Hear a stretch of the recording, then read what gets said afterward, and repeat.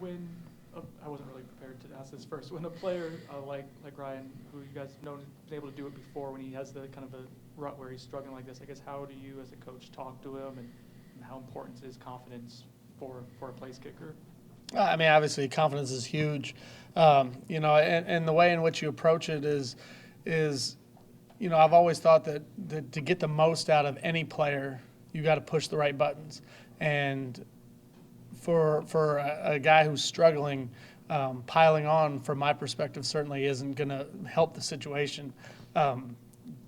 Being analytical, looking at what the symptoms are, or what the causes and symptoms are of the misses, and then encouraging, because nobody wants to be successful more than he does. And I mean, Saturday he's out there working again. We landed at 4:30 in the morning. He was out on the practice field. So, this is a young man that takes a lot of pride in his role. He's obviously disappointed about how the game went the other day, and my job is to do whatever I can do to help support and encourage and get the best out of him, and that's our role as a coach at really any position that you're coaching. Brendan had just asked Coach Fuller about Brendan Gant on coverage units. I mean, is that something? Was he like that last year? And what is it? Is it just effort, or is it what makes him special in that role? Well, Brendan's a guy that through the course of this offseason, into training camp and then early here in the season, has really developed a role for himself on special teams, and now it's becoming an increased role on defense. But it starts with the effort. This is a guy that has a lot of desire and a lot of want to, and a lot of kip coverage is that. And it just, the consistency keeps showing up from him, and that's what you need to have good cover units. Those tough kids that play fast, that are physical, that have the right mindset to get down the field and cover. And BG has done a tremendous job here in the first couple of weeks, and just look on adding to that as we go forward.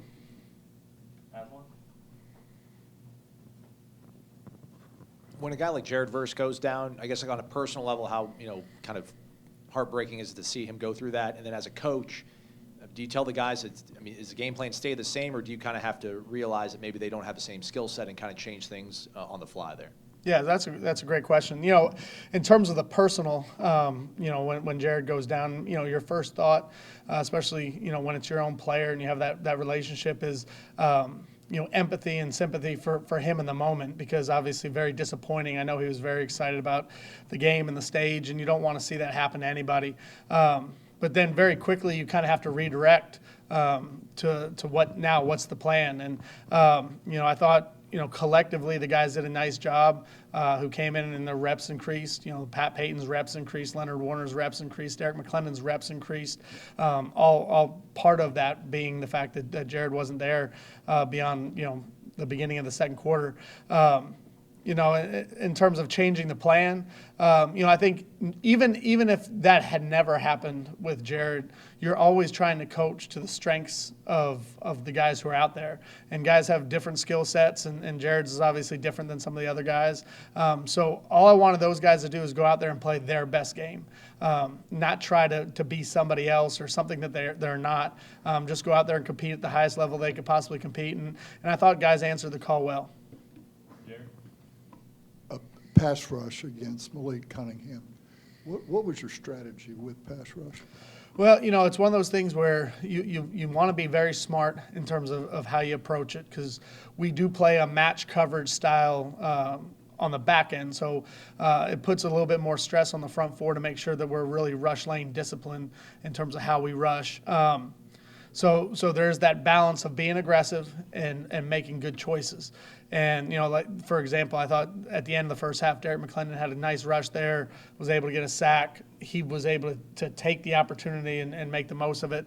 Then there were some times where we were trying to just make sure we kept him in the pocket, because, we have respect for him, obviously, as a thrower, but we knew that he could hurt us, scrambling and running around, and we wanted to limit those non-designed quarterback runs. There's already going to be enough designed quarterback run or quarterback draw, but being able to try to keep him in the pocket as much as we possibly can was part of that plan.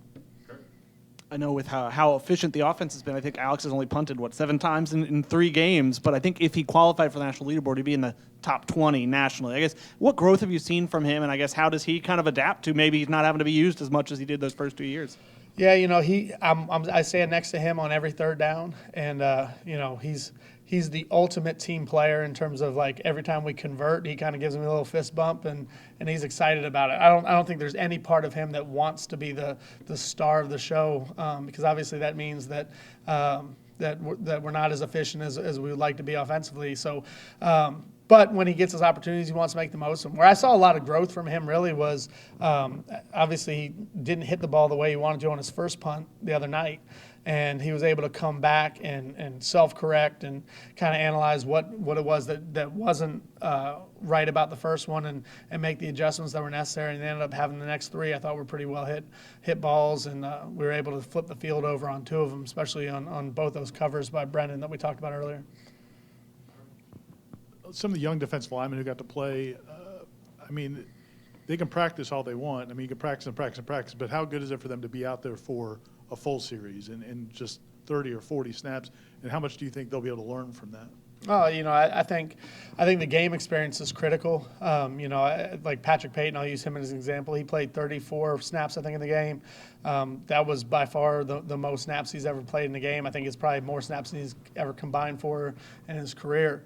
And with every opportunity out there, we talked a lot over the last couple of days of just some of the things that he learned and saw, and things that he thought he did well, and things that he knows that he can improve upon.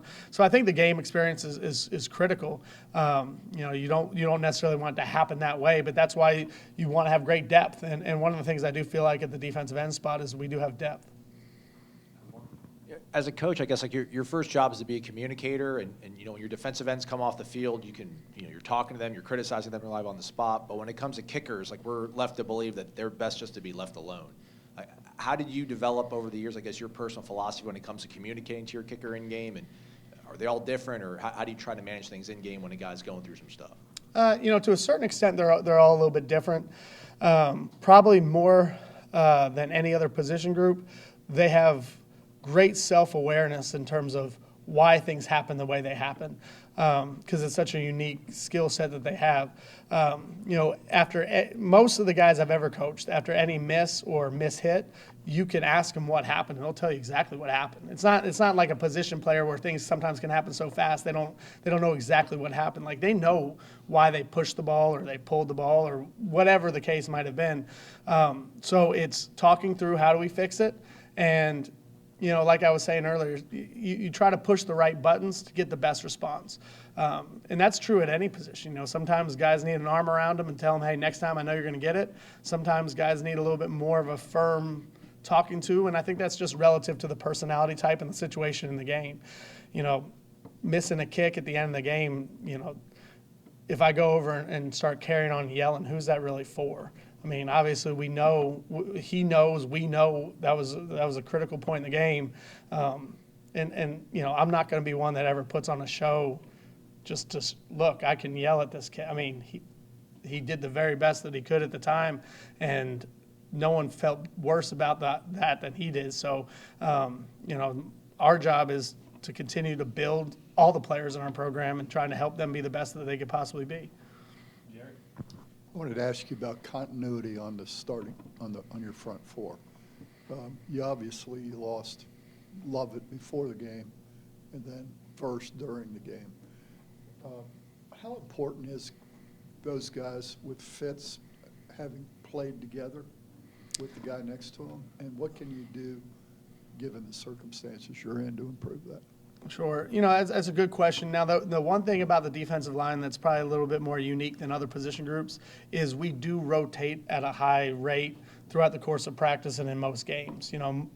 Different than a lot of position groups, we will play 2+ deep in the rotation. And continuity is important in terms of the communication aspect of it, but job responsibility doesn't really change. So you do have the opportunity to kind of plug guys in different spots without really losing a lot in terms of that. the communication piece of it is critical because guys get used to communicating with each other. But, fortunately, we have some pretty good depth up front, and, it's great that we had it because we needed it the other night for sure. Go to Brendan for the last one. Through 3 games, the kickoff coverage unit is graded as one of the better ones in the country. It's kind of a simplistic question, but why? What are you guys doing particularly well in that phase? I think 2 parts of it. I think on all special teams units, but particularly that one, finding the right people to put in the right spots is always critical. And I do feel good about the group that we have out there. And then number 2 is the speed. The speed has really showed up.